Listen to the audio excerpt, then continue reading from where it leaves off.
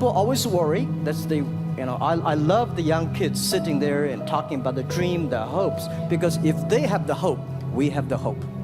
That's what I believe. And let's just take what you do. And I've loved every description I've ever heard about how you serve people, and your story about the bamboo farmers and your wife and her friends. It was fabulous. But where's this going? What are you going to do? What are your plans to maximize the use that people in remote rural areas of China can make of their cell phones besides ordering your products? How are you going to get it? Are you going to get them in the banking system through cell phones? How? Well, we never know that we can grow so fast. In the past 5 months, we covered 4,500 villages.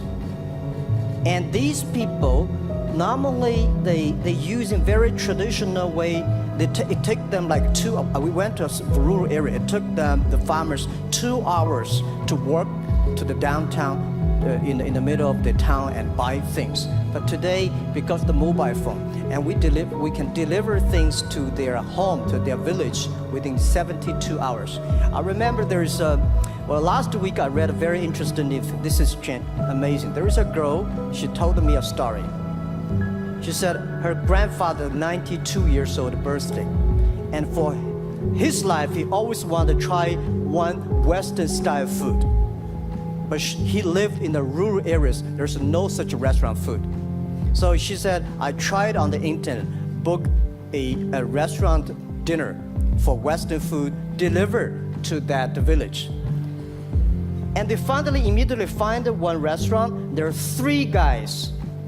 They took like a 3 days bus from Shanghai to that village, made an Italian spaghetti and a beef for them for this 92 years old birthday. And whole village was excited. Everybody says, wow, you can order food, Western style food. So buying almost everything. And also we're helping, there are a lot of farmers, they plant a lot of apples, great apples. But 90% of the apples rotted because there's nobody buy them. They normally buy by track. If you sell the apples, they sell whole track. And using the traditional way, they can sell by whole basket of the apples. But now, because of the internet, they sell by one. Each apple they sell $1, or 1 RMB or 2 RMB for each. So the farmers see using internet, they can buy and sell using the mobile phone. That changed their lives, and I think it's exciting. And people need examples when they see, well, my neighbor made money through online to selling things. My neighbor buy much interesting things online. People start to learn, and more people start to buy the mobile phones.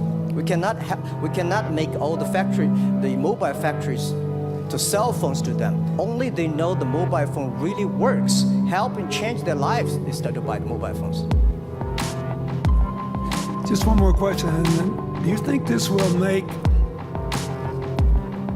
the current problems like the current problem in China less likely? That is, if we'll have more market information and the market will drive where the investment goes, instead of the government trying to make judgments about, I better build another housing development or office development here, there, or yonder, and you wind up with a bubble. If it comes from the bottom up, is it more likely that fewer bad things will happen? Yeah, I think the last week I was in Seattle discussing about the China economy. I think you American people worry too much about the China economy. Well, you see, domestic consumption is not driven by government, it's driven by entrepreneurship, driven by the market, not the government. So in the past 20 years, government is so strong. Now they're getting weak. It's our opportunity. It's our showtime to see the market economy, entrepreneurship, how we can develop the real consumption. I think if the China developed the great consumption, we have a 300 million middle class. In next 15 to 20 years, we're gonna have billion middle class.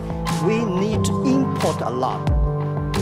So when we start to import, that's a great.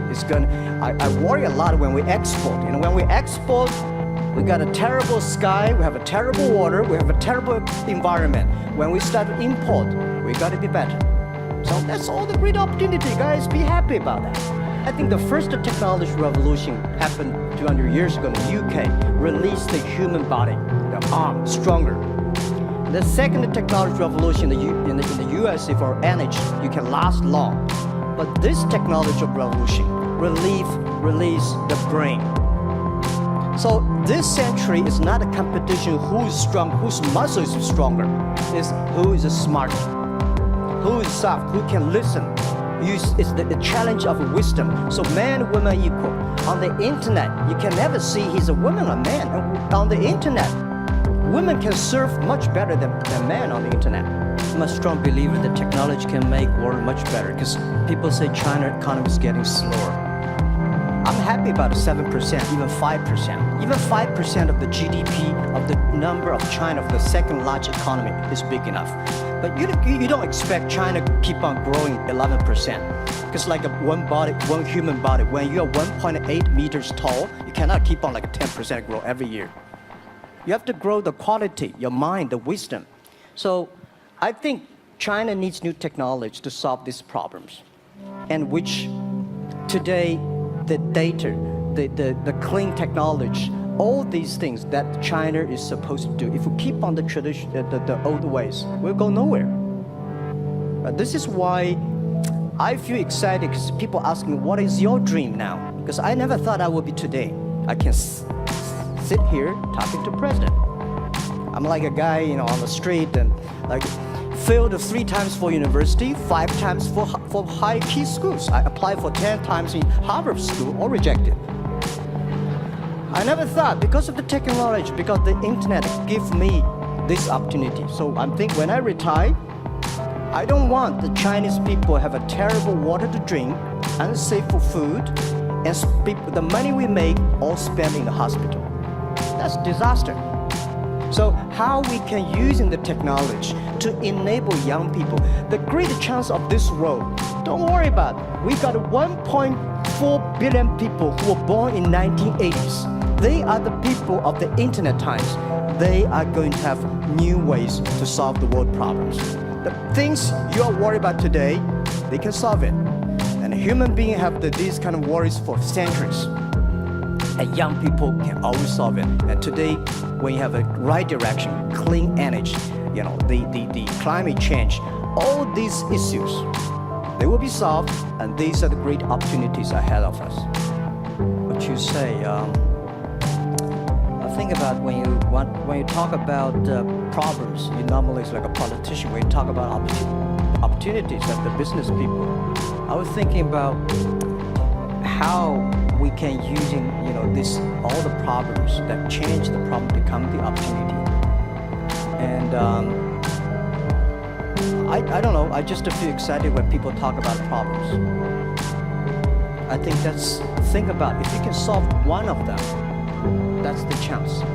And today, nobody live in this century has so many opportunities and so many tools they can use to change other people's life. And I think in the last century, which I call the IT time, this century is called the DT time, data technology. IT is to empower yourself, make yourself strong. DT is to empower the others. When you empower the others, you empower your future, yourself. So when I listen to you talk, I agree, and I think that's why we were born in this century. That's why how we can use the internet to help more people.